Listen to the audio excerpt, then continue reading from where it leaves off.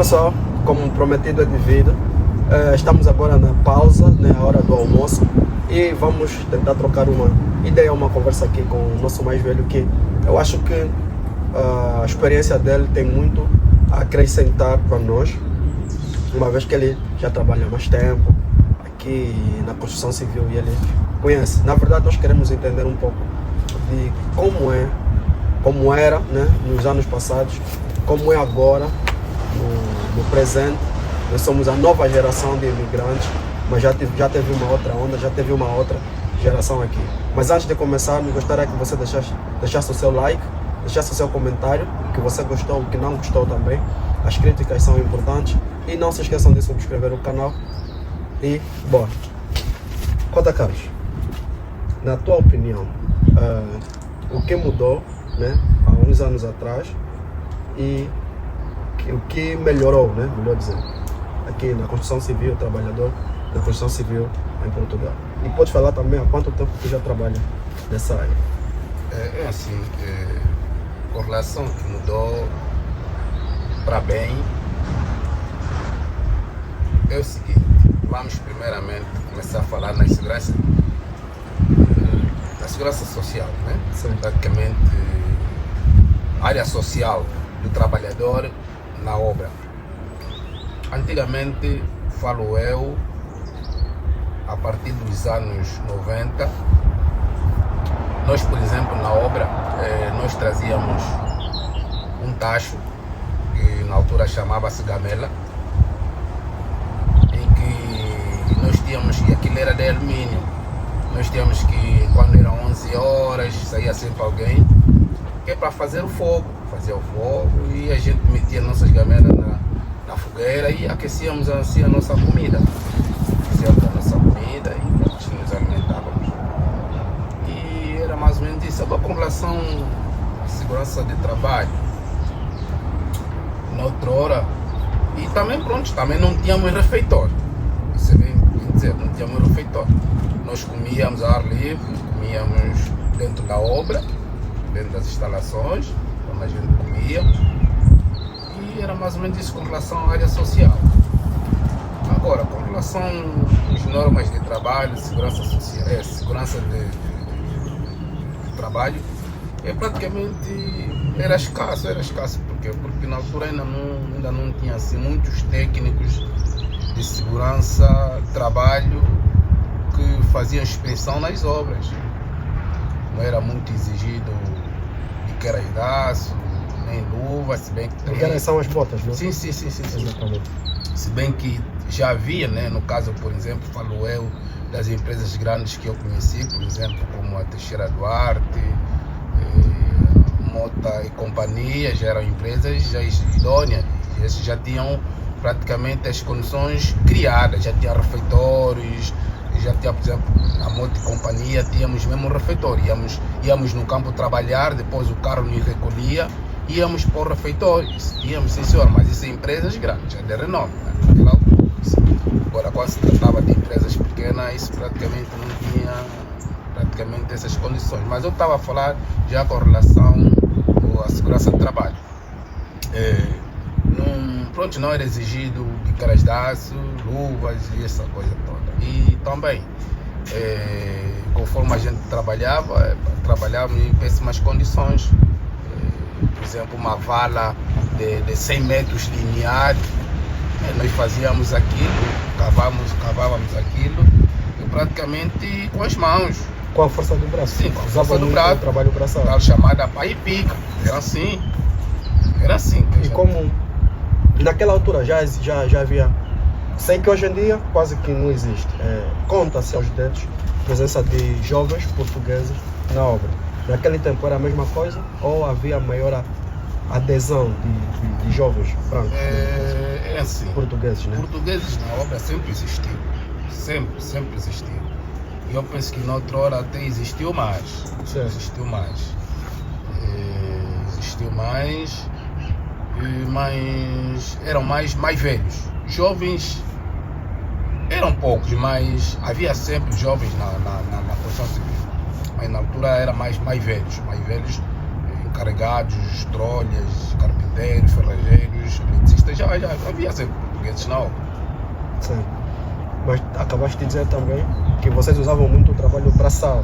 Isso era por causa de quê? Era porque não havia na altura ferramentas mais sofisticadas como hoje, ou era mesmo por uma obrigação naquele tempo? Por exemplo, eu prefiro que vocês façam o trabalho com a força do braço, ao invés de usar, por exemplo, uma charrua pequena, uma reta escavadora, uma coisa parecida. Era por falta de material, no caso?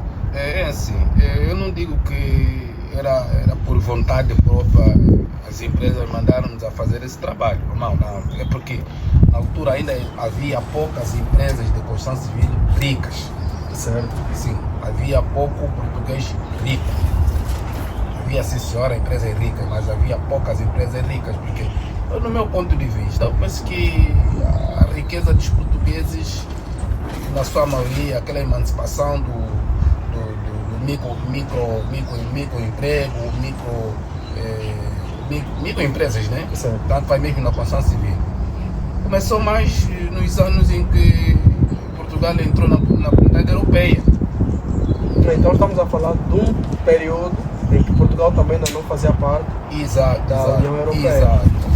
Na altura que eu entrei para a construção civil aqui em Portugal, não estava na comunidade europeia. Então, na altura, vocês ganhavam em escudo, é isso? Sim, na altura ganhávamos escudo.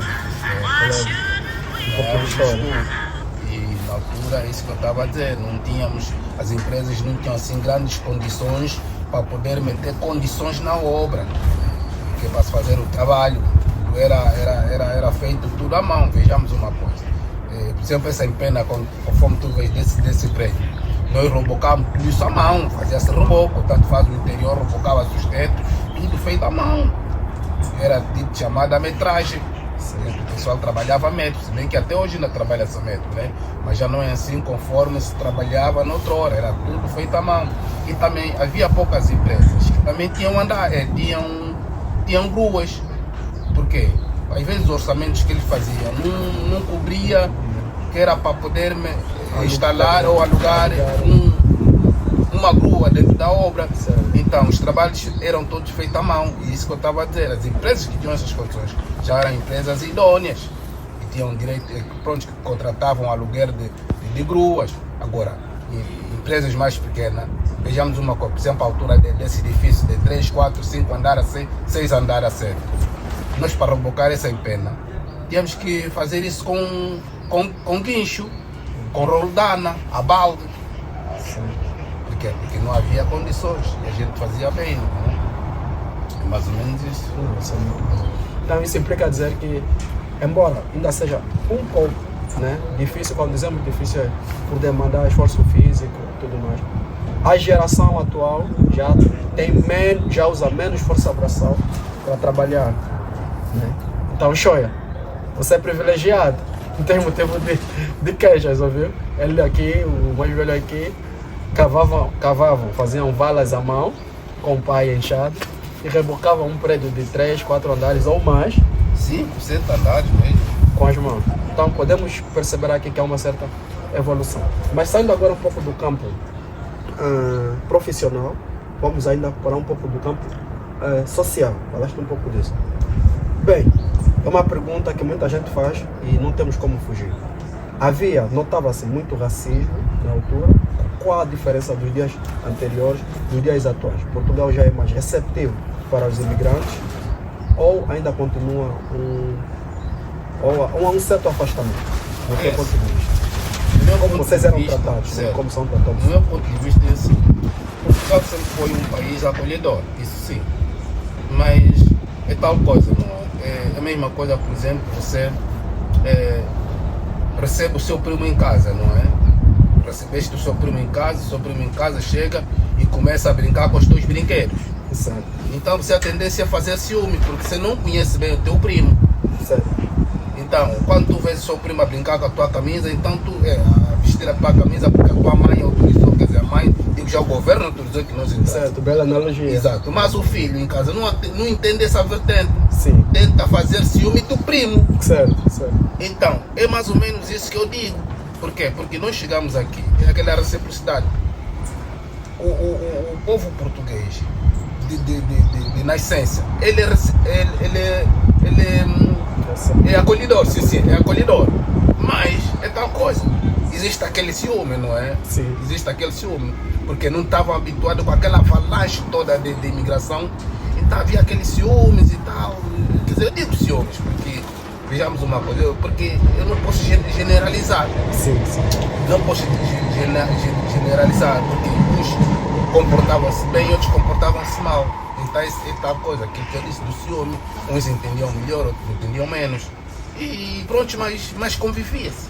Certo. Convivia-se. Na tua opinião, é igual aos dias anteriores? Não é igual. Ou houve uma melhoria significativa? Houve bastante melhoria, bastante mesmo. Bastante mesmo, porque vejamos, eu já cheguei a ponto de me dizer, seu preto, vai para sua terra. Quem teve aqui na tua época, acho que não escapou de ouvir pois, isso. Já ouvi isso, mas eu depois fui entender que é aquele ciúme. Certo. Ele pensa que uma só veio ocupar ou veio tirar um espaço que é dele, Certo. tirar a sua privacidade. Certo. Mas em contrapartida também foram ver que, afinal de contas, aquela ideia que lhe foi criada na mente não é assim tanto quanto eles pensavam de nós. É numa sociedade existe gatuno, bandido, tudo isso, né? Mesmo também na sociedade portuguesa. Sempre existiu, sempre vai existir. Sim. Agora, se também vem um imigrante que não quer trabalhar, quer se meter em gatunice, em bandidagem, é um lado particular. Sim. É um lado particular dessa pessoa, tem a ver com essa pessoa, mas não tem a ver com o todo. Tá vendo? É mais ou menos isso. Pronto. Vou me posicionando melhor. Vamos. Tem uma coisa que o Cota Carlos já falou para mim. Eu acho isso. Hoje em dia é um motivo de risos, não é? Mas acredito que naquela altura foi um momento de turbulência e perturbação. Vocês que houve uma época que existia tipo uma briga entre portugueses, né, os nativos, e os estrangeiros, em que alguns davam chapada no rosto dos outros. Como é que foi viver aquele período aqui em Portugal? Não, aquilo foi um período único. Tipo, encontras alguém na rua? Não, nunca foi assim. Nunca foi assim. Nunca foi Encontrou assim. alguém e bofetear. Não, nunca foi assim. Agora, houve um período em que a Inglaterra houve um grupo de nome Skinhead. Skinhead. Famoso cabeça rapada. Certo, cabeça rapada. Cabeça rapada. Então, sendo assim, né? Em toda parte, aos radicais e aos mais flexíveis. Certo. Jovem, naquela adrenalina, naquela euforia, então também imitaram esse movimento começou na Inglaterra. Ok. Então também implantaram cá em Portugal. Então começaram a perseguir os africanos. Quando, por exemplo, os jovens que gostavam da noite, né? Sim. Discotecas, assim que tivesse a saída da discoteca, aquilo era, se passasse assim, onde tivesse um grupo de jovens portugueses, brancos, aquilo era porrada, mas era porrada mesmo a sério.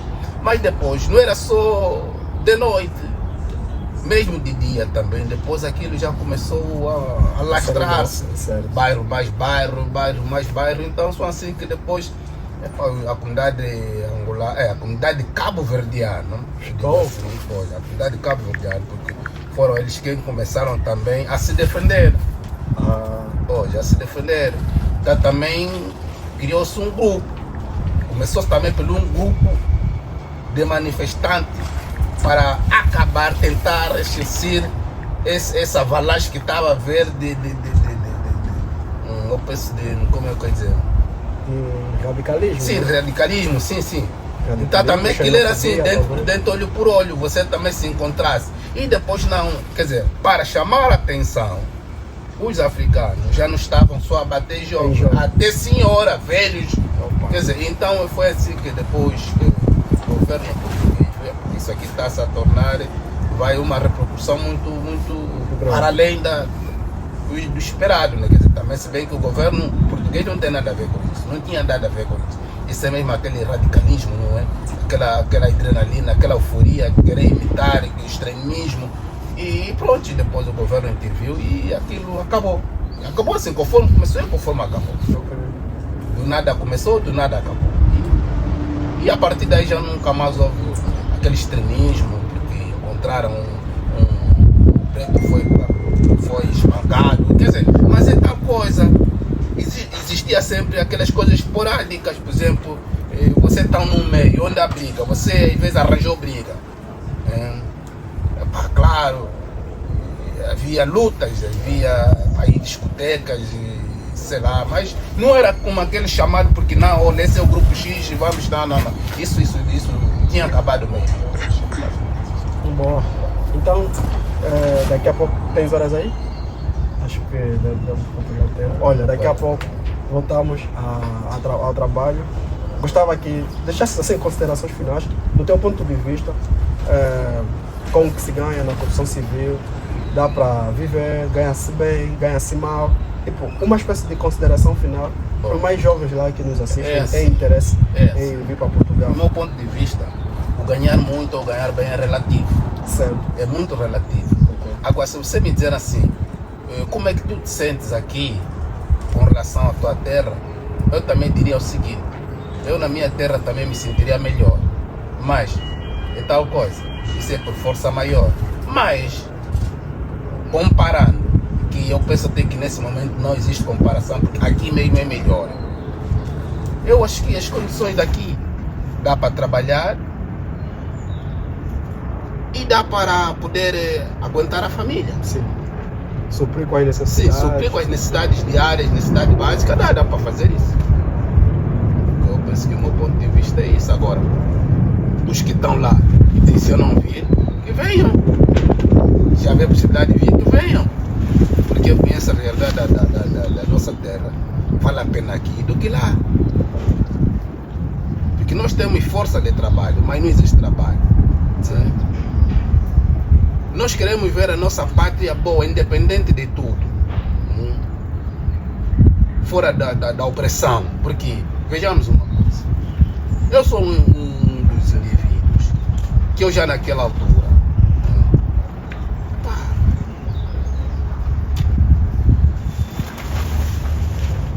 já vivi um pouco também do colono. Certo. E também vivi aquele período do Partido Único. Mas comparando o Partido Único com o que existe hoje em dia, nem Partido Único é. Por quê? Você no Partido Único comia, nunca vi, por exemplo, pessoas a comerem no lixo. Hoje você já vê pessoas a comerem no lixo. No Partido Único, em tempo de guerra, havia fartura. Mas como é que agora não existe guerra? Que até o dinheiro era canalizado para a defesa, existe escassez. É uma pergunta que se faz assim, não é? Belo ponto de reflexão. Havia muita fartura. Um pai, por exemplo, que trabalhava no Estado, porque as empresas sempre, na maioria, foram sempre do Estado, e conseguia, por exemplo, aguentar uma família com 15 elementos. Isso em período de guerra e pós-guerra. Sim, período de guerra mesmo, sim, no tempo do Partido Único. E hoje em dia? Não se pode, até um filho você não consegue sustentar em casa. É para tu ver, então, vale a pena. O que a gente ganha aqui, porque a gente praticamente lá não consegue nem em um dia. Então, ok. Obrigado. Olha, foi muito bom, foi uma aula até para mim. Né? É sempre bom receber esse testemunho dos mais velhos. Né? Eu acredito que quando não sabemos de onde viemos, fica mais difícil compreender para onde vamos. Então, essa passagem de testemunho é como um aprendizado, um mapa para nos nortearmos. Então, pessoal, muito obrigado mais uma vez. Acredito que o pessoal vai gostar. Foi uma conversa muito enriquecedora e estamos aqui para vos receber. Portugal também, o mais velho já disse, é um país muito receptivo, acolhedor e sempre recebeu bem os imigrantes. Não vamos falar da exceção, porque isso não conta. No contexto geral, eu também sou da mesma opinião. Eu acho que é um país bem receptivo, principalmente para todos os falantes da língua portuguesa. Subscrevam o canal, deixem o like, deixem o dislike também quem não gostou, deixem as críticas, elogios, sugestões e tudo mais. Tamo juntos. Obrigado. Vamos só responder.